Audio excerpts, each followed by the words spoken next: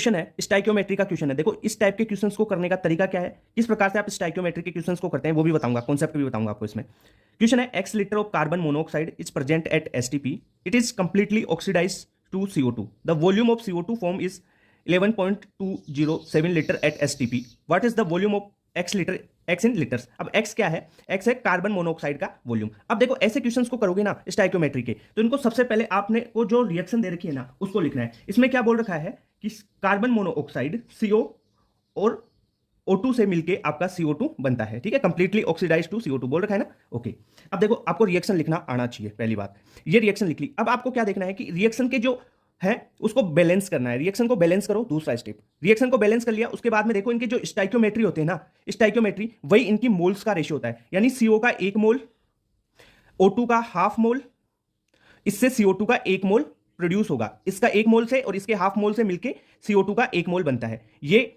आपका तरीका है स्टाइकियोमेट्री से खेलने का। दूसरी बात, आप इसको वॉल्यूम में भी खेल सकते हैं, ठीक है, और वेट से भी कर सकते हैं। तो यहां पे देखो इसके 1 मोल से CO2 का 1 मोल बनता है, तो CO का जो वॉल्यूम दे रखा है आपको, ठीक है, वो पूछा है आपको x, और CO2 का वॉल्यूम कितना बन रहा है, देखो 11.207 वॉल्यूम इसका फॉर्म हो रहा है। तो देखो इसके 1 मोल से 1 मोल बना, इसके 22.4 लीटर से इसका 22.4 लीटर बनता है, तो इसके 11.207 लीटर से CO का कितना बनेगा भाई, इतना ही तो बनेगा, यानी इसके 1 से 1 बन रहा है तो इसके इतने से, तो x का वैल्यू क्या हो जाएगा 11.207। तो करेक्ट आंसर हो गया सेकंड, ठीक है। तो स्टाइकियोमेट्री के क्वेश्चंस को आपको इस प्रकार करना है।